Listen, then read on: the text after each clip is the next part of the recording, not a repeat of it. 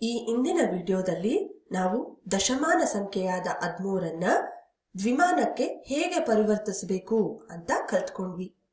ಈಗ ಸ್ವಲ್ಪ ದೊಡ್ಡ ಸಂಖ್ಯೆಯಾದ 114ನ್ನ ತಗೊಳ್ಳೋಣ.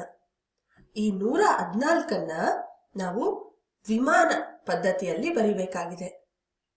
ವಿಡಿಯೋನ ಪಾಸ್ ಮಾಡಿ ದಶಮಾನ ಸಂಖ್ಯೆಯಾದ 114ನ್ನ ದ್ವಿಮಾನ ಸಂಖ್ಯೆಯಾಗಿ ಪರಿವರ್ತಿಸಲಿಕ್ಕೆ ಪ್ರಯತ್ನ ಮಾಡಿ. ಕನಿಷ್ಠ ಪಕ್ಷ ಪ್ರಯತ್ನವನ್ನ ಮಾಡಿದ್ದೀರಾ ಅಂತ ಭಾವಿಸ್ತಾ ಮುಂದುವರಿಸೋಣ. 114ನ್ನ ನಾವು 2ರ ಘಾತಾಂಕಗಳ ಮೊತ್ತವನ್ನಾಗಿ ಬರಿಬೇಕು. ಅಂದ್ರೆ 2ರ ಘಾತಾಂಕಗಳ ಪಟ್ಟಿ ಇದ್ರೆ ಸುಲಭ ಆಗತ್ತೆ, ಈಗಾಗಲೇ ನೋಡಿದ ಹಾಗೆ. ಹಾಗಾಗಿ ಪಟ್ಟಿ ಮಾಡ್ಕೊಳ್ಳೋಣ. 2ರ ಘಾತ 0 ಬಂದು 1, 2ರ ಘಾತ 1 ಬಂದು 2. ಇದೇ ರೀತಿ 2ರ ಘಾತಾಂಕಗಳನ್ನ ಬರೀತಾ ಹೋಗ್ತೇವೆ. ಎಲ್ಲಿಯವರೆಗೆ ಬರಿಬೇಕು? ನಮಗೆ ಬೇಕಾಗಿರುವ 114ಕ್ಕಿಂತ ಸ್ವಲ್ಪ ಜಾಸ್ತಿ ಇರುವ ಮೌಲ್ಯ ನಮಗೆ ಸಿಕ್ಕಿದ್ರೆ ನಾವು ಅಲ್ಲಿ ನಿಲ್ಲಿಸ್ಬಿಡ್ಬೋದು. ಅಂದ್ರೆ 2ರ ಘಾತ 7 ಬಂದು 128. ಹಾಗಾಗಿ ನಾವು ನಮ್ಮ ಪಟ್ಟಿಯನ್ನ ಇಲ್ಲಿಗೆ ನಿಲ್ಸೋಣ. ಈಗ 114ಕ್ಕಿಂತ ಕಡಿಮೆ ಅಥವಾ ಸಮನಾದ ಮೌಲ್ಯವನ್ನ ಹೊಂದಿರುವ 2ರ ಘಾತಾಂಕವನ್ನ ಗುರುತು ಮಾಡ್ಕೊಳ್ಬೇಕು.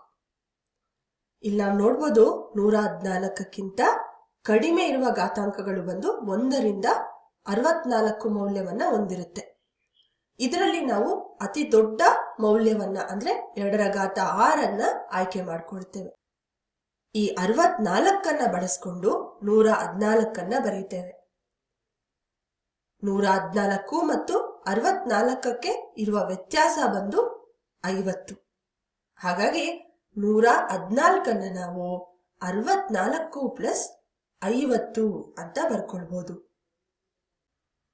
50 2ರ ಘಾತಾಂಕ ಅಲ್ಲ.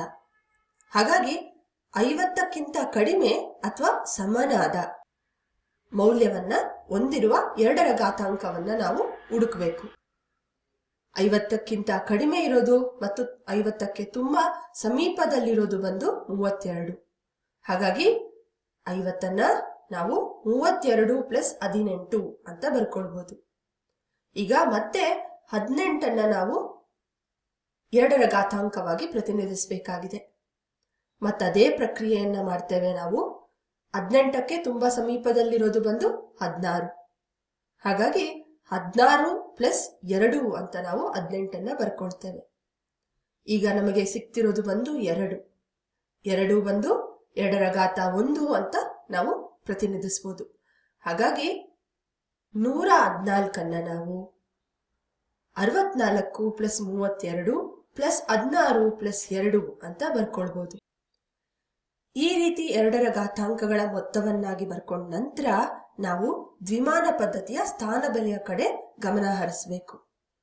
ಬಿಡಿ ಸ್ಥಾನದಿಂದ ಶುರು ಮಾಡಿ 2 ಪಟ್ಟು ಜಾಸ್ತಿ ಮಾಡ್ತಾ ಹೋಗ್ತೇವೆ ನಾವು.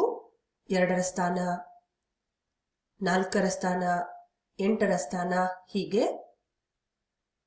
ಈಗ ನಾವು ಬಳಸಿರುವ 2ರ ಘಾತಾಂಕಗಳಾದ 64 ಇರ್ಬೋದು, 32 ಇರ್ಬೋದು, 16 ಇರ್ಬೋದು ಅಥವಾ 2 ಇರ್ಬೋದು. ಇವುಗಳ ಸ್ಥಾನದಲ್ಲಿ 1ನ್ನ ಹಾಕ್ತೇವೆ. ಇನ್ನು ಉಳಿದ ಎಲ್ಲಾ ಸ್ಥಾನಗಳಿಗೆ 0ನ್ನ ಹಾಕ್ತೇವೆ. ಇಲ್ಲಿ ನಾವು 1ನ್ನ ಬಳಸ್ತಿಲ್ಲ, ಹಾಗಾಗಿ 0 1, 1 2 ಇದೆ, ಹಾಗಾಗಿ 1, 4 ಇಲ್ಲ, ಹಾಗಾಗಿ 0, 8 ಕೂಡ ಇಲ್ಲ, ಹಾಗಾಗಿ 0, 16 ಇದೆ, ಹಾಗಾಗಿ 1, 32 ಕೂಡ ಇದೆ, ಹಾಗಾಗಿ 1, 64 ಕೂಡ 1. ಇಲ್ಲಿ ನಾವು ಬರೀ 1 ಮತ್ತು 0ನ್ನ ಬಳಸ್ಕೊಂಡು ಒಂದು ಸಂಖ್ಯೆಯನ್ನ ಪ್ರತಿನಿಧಿಸಬೇಕು. ಹಾಗಾಗಿ 2 16 ಬರುವ ಸಾಧ್ಯತೆ ಇಲ್ಲವೇ ಇಲ್ಲ. 2 16ರ ಬದಲು 32 ಅಂತ ತಗೊಳ್ಬಹುದು, ಅಥವಾ 2 4ರ ಬದಲು 8 ಅಂತ ತಗೊಳ್ಬಹುದು. ಹಾಗಾಗಿ ನಾವು ಬರೀ 0 ಮತ್ತು 1ನ್ನ ಬಳಸ್ಕೊಂಡು 114ನ್ನ ಈ ರೀತಿ ಪ್ರತಿನಿಧಿಸಿದ್ವಿ. ಇದು ಬಂದು ದ್ವಿಮಾನ ಪದ್ಧತಿಯಲ್ಲಿ 114ನ್ನ ಪ್ರತಿನಿಧಿಸುತ್ತೆ. ಈ ರೀತಿಯಲ್ಲಿ ನಾವು ಯಾವುದೇ ಒಂದು ದಶಮಾನ ಸಂಖ್ಯೆಯನ್ನ ದ್ವಿಮಾನ ಸಂಖ್ಯೆಯಲ್ಲಿ ಪ್ರತಿನಿಧಿಸಬಹುದು.